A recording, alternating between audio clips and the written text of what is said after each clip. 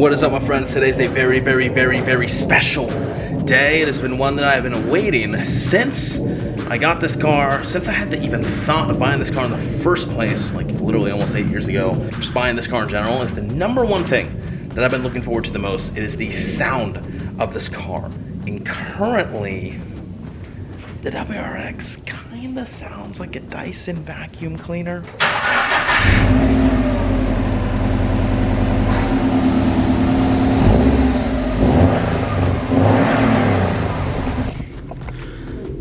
My friends, that is the very last time you're going to hear this car sound like that, because there is a lot of noise that's just hiding. It needs to be brought out by something. So, welcome to the WRX exhaust install video.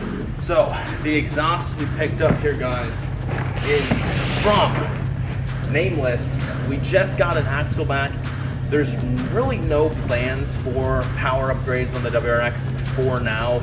I just got it. I'm not trying to run into any issues with the WRX for a while. So as far as getting a catback into a downpipe, into a tune, it's something I'm gonna hold on for a little bit. And so in the meantime, we're gonna go ahead and install an Axleback because it's a super easy install and it's one of the fastest ways to open up this Subi Rumble. So let's go ahead and unbox this. First things first, we love a good license plate frame. Thank you guys. And they brought some stickers as well. Oh, here we go. We're getting right into it. It's freaking beautiful. I've had a Nameless exhaust before, the 2017 WRX, but I got that secondhand, and oh my gosh, as you can see, guys, we got the 4-inch fat boy tips, baby. And as you can see, that welding, you can see the titanium on the welding, on the little welds there. Absolutely gorgeous. Look at that. Look at that. It's gonna open this baby up. So much wisdom. Oh, we're on the WRX right now. It's huge. But oh, we went with the 4-inch tips instead of the 3.5. 3.5 I think is more popular. The 4-inch tips are pretty big. These are also double walled. But I think the 4-inch tips are gonna make this thing look freaking aggressive from the back and really fill out the exhaust opening as well. So, whew, that is just so nice, guys. So nice. Should be a pretty quick, easy install. Let's get it done.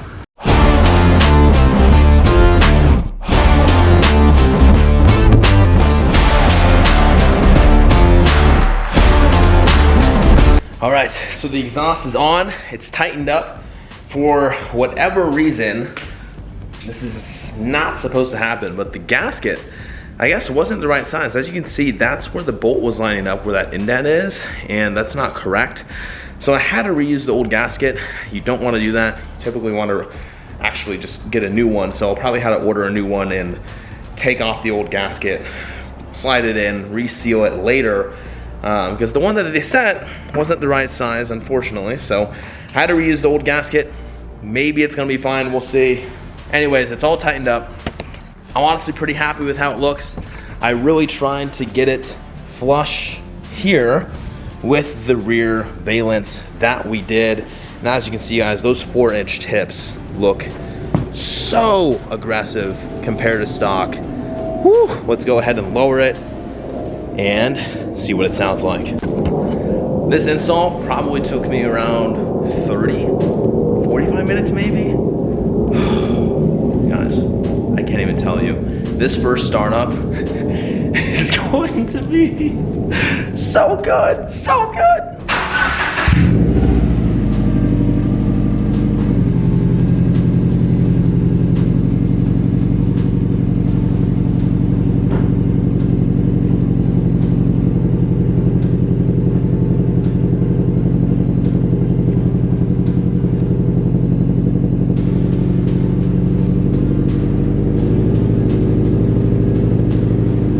Idle is so good, it's so deep and low.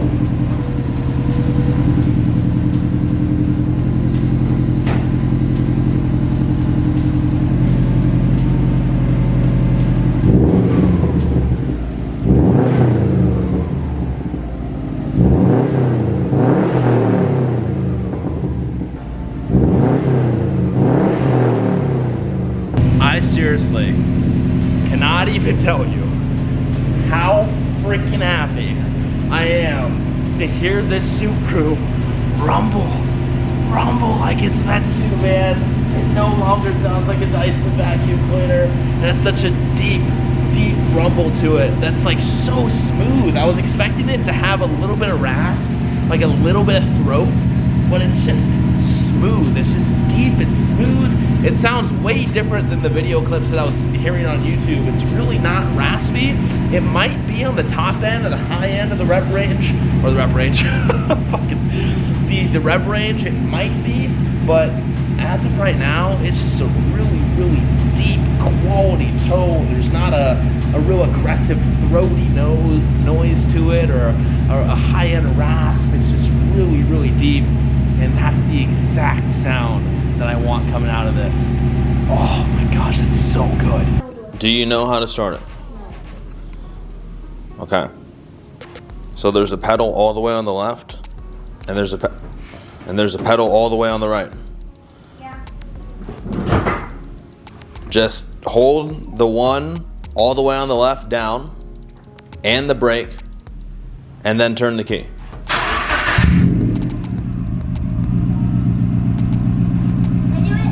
Yes.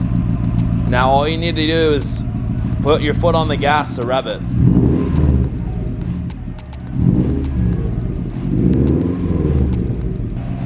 Just a few more for good measure. One more, just like that.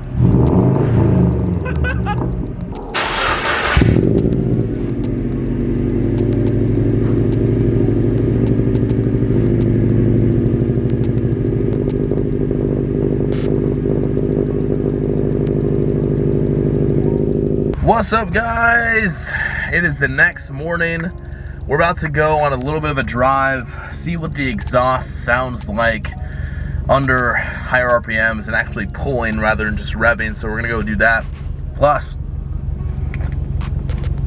it's a Sunday morning. We're just gonna go on a drive in general. First order business is Gatorade Zero, because Gatorade Zeros are the freaking best. Let's get out there. Let's see what this exhaust sounds like on the outside, actually pulling away, and let's go ahead and show you guys the WRX lowered and review the coilover setup that I got on here over last weekend. Yeah, last weekend I got those installed. So fun day today. Let's take you guys along for the ride, literally for the ride. But first things first, I wanted to actually review the sound of the exhaust on the interior of the car, because that makes, I mean, that's worth also reviewing here. So what I can tell you guys is this: the exhaust on the inside of this car is not as nearly as loud as I thought it was going to be. When I originally thought, oh, I'm putting an exhaust on this WRX, it's gonna be pretty loud on the inside, it might drone, you know. I mean, the Mustang exhaust I had, the GTR exhaust I had, and even the stock Camaro exhaust that I had, those were all louder on the inside of the car than this one is. Honestly, when I first took it out for a drive, I was kind of wondering in my head, I was like, why is it so quiet? Did I not tighten it down all the way? Is there a leak? Like, why is it so freaking quiet? And then I had Caroline rev it while I was sitting on the outside. I'm like, oh, it's pretty loud back there, but not that loud in here. And I think one of the biggest reasons why that is simply because it is an Axleback. If I did a catback and deleted the resonators and whatnot, it would be loud right under me right away, especially even if I had a downpipe. But the fact that it's just an Axleback, most of the noise is being still pretty muffled and resonated until it exits the back. And so I don't know what it sounds like in the back seat, but up here, guys, like, I'm at 2,500 RPM. There's not really much drone. Again, this exhaust doesn't give off a lot of rasp or a lot of throat that I think that you would probably hear if I had a downpipe setup or even a more aggressive catback setup. But just the mufflers deleted is really a perfect tone. And trust me when I said I spent a lot of time going on YouTube, trying to find out the tone that I really wanted to, and I was like, oh, I don't want to get an Axleback. It's a cheap setup, and I'm like, the Axleback setup is actually the best sounding in my opinion, and the fact that it's quiet on the inside, and the fact that this is my daily driver is amazing. I had a Roush catback set up on the Mustang GT, and it's loud and it's raspy and it's obnoxious, and amazing as it was, it got kind of tiresome driving on the inside. The GTR was the same way. The GTR had a lot of drone with that Army Tricks exhaust that I had on there. The Camaro being a stock exhaust, I was honestly planning on keeping it stock because it was the perfect tone. This is amazing. You know, you hear just enough without it being necessarily too loud. I don't have to talk too loud to the camera right now. On top of all of that, guys, the driving experience is significantly better. The short shifter made a big difference, and something I was saying is like having exhaust tonality that you can actually hear audibly is a really, really important factor when you're driving. You know, if I'm playing music, I don't have a light in front of me that shows me what gear I'm in. I gotta look down, right? And sometimes, honestly, you forget what gear you're in. For me, hearing the RPMs and hearing the revs, I don't need to look at the tach. I don't need to look at the gear shift. I don't need to look at a number or a light that pops up on my dashboard or anything to tell me what gear I'm in. I simply just need to hear the tone of exhaust to let me know what gear I'm in, whether it's upshift or downshift. And so having exhaust tone has made this car even better to drive, along with the short shifter, along with the coils. I'm just so much more confident driving this car, and it makes every modification that's been done to this not only so worth it, but I think a non-negotiable mod when it comes to the WRX. So super happy with everything so far. Let's go ahead and do a quick pull. This is third gear.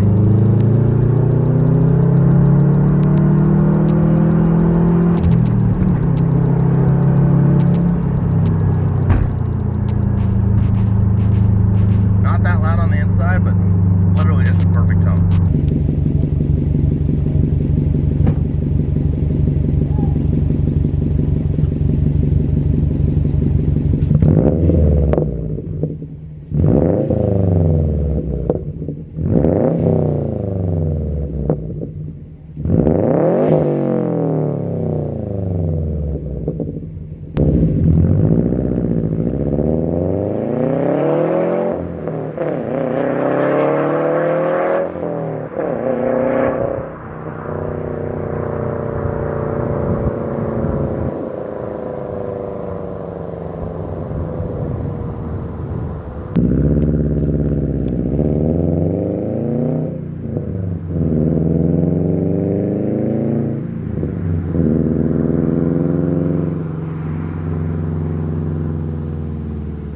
All right, my friends, we got the WRX parked back there. Last weekend, we got installed a pair of ISC suspension coilovers. I'm gonna be doing a review on these in this video, but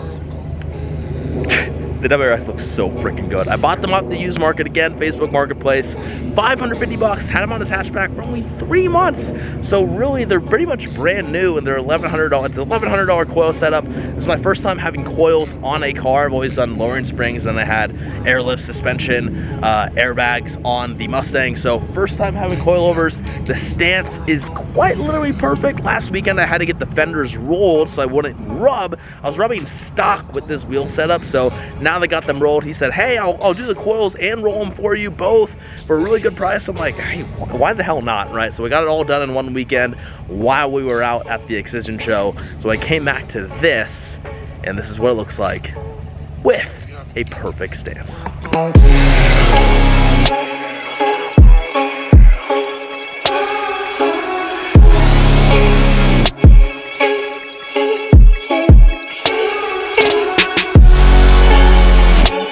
Guys, you don't know how happy I am to not have a massive fender gap. Here in the front, these are not maxed out, but essentially we can barely fit our fingers under there.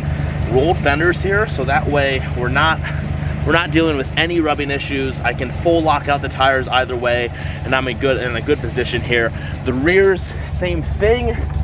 The rears is where I was rubbing stock. So we got this fender lip all the way rolled in. I can post some videos here to overlay, but we got that all the way rolled in, so we don't have any rubbing issues. I am hitting the rear bumper a little bit here, so might need to either shave that or raise it up a little bit, because in the back we are maxed out. So we are max low in the back, which is honestly kind of a flex. But I don't know if you guys can see in there, there is no lip. No lip. So the wheel, the tire can tuck in there nicely. That stance is absolutely freaking perfect, guys. Completely changes the look of the car. Honestly, could not be happier with the way the WRX is looking right now. It looks so good with coils. I thought I was gonna be able to hold off for a little bit with just riding out stock suspension. I was like, if I'm already rubbing stock suspension, I might as well get them rolled, and I might as well look for coils and get this all done in one go. And that's what we did. So super grateful. Freaking love it. And coils are not just for the looks. Not just for the looks. I feel so much more in tune, confident driving this car as it's lower. The center of gravity is lower to the ground. I feel I can pull around corners much better. I don't have to worry about rubbing, which is nice, because I was kind of like driving like a grandpa. I was like, oh, it's a bump, I'm gonna rub. I don't have any rubbing issues, and the car's lower now. It feels like I can actually drive this thing like a Subaru, downshift, kicking into gear, hear the revs because I have an exhaust, go around corners and everything, so it's freaking amazing. I think I'm gonna take this out real quick since I'm already on this side, out to Red Rocks, drive around the canyon runs a little bit, do a little bit in-depth review of the ISC suspension coilovers. Let's head there right now.